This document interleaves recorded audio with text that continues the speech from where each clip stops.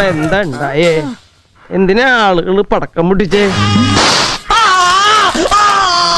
പേടിക്കണ്ട, ഓലപ്പടക്ക. ഞാൻ പോയി പൂത്തിരി കത്തിച്ചിട്ട് വരാം.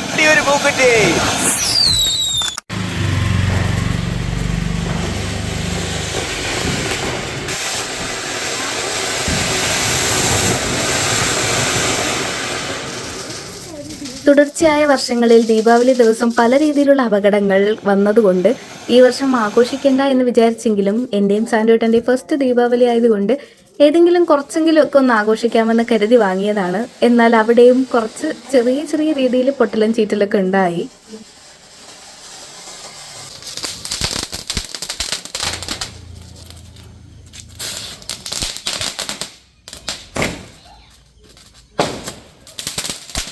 അപ്പോൾ അങ്ങനെ നമ്മുടെ ദീപാവലി വിശേഷമായിട്ടാണ് ഇന്ന് വന്നിരിക്കുന്നത്. കമ്പിത്തിരിയാണ് ഏറ്റവും മെയിൻ. എനിക്ക് ഏറ്റവും ഇഷ്ടം കമ്പിത്തിരി തന്നെയാണ്. ബാക്കിയൊന്നും കത്തിക്കാൻ എനിക്ക് പേടിയാണ്. അങ്ങനെ ജർമ്മനിയിലിരിക്കുന്ന നമ്മുടെ പാറുക്കുട്ടിയും ഈ നമ്മുടെ കുഞ്ഞൊരു ദീപാവലി ആഘോഷത്തിൽ ഓൺലൈൻ വഴി പങ്കെടുത്തിരിക്കുകയാണ്.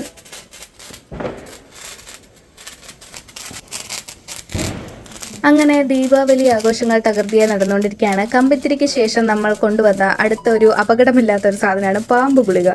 ഇത് കുറേ വർഷങ്ങൾക്ക് മുന്നേ ഞാനിത് കണ്ടിട്ടുണ്ടെങ്കിലും പിന്നീട് പിൽക്കാലത്ത് അത് അന്യം നിന്ന് പോയി.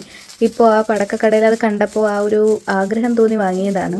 അങ്ങനെ ഇത്തവണത്തെ നമ്മുടെ ദീപാവലിയിൽ എല്ലാവരും ഉണ്ട്. അച്ചാച്ചൻ, അമ്മാമ്മ, സത്യമാമൻ, അച്ഛൻ, അമ്മ, ഞാൻ, സാൻഡുവേട്ടൻ, അങ്ങനെ എല്ലാവരും ചെറിയ ഒരു രീതിയിൽ നമ്മുടെ ഒരു ദീപാവലി ആഘോഷിച്ചു അന്ന് രാത്രി.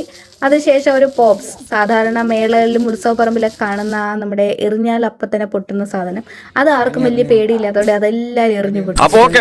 ഇതിൽ നല്ല അടിപൊളി വെടിക്കെട്ടുമായിട്ട് വീണ്ടും കാണാം.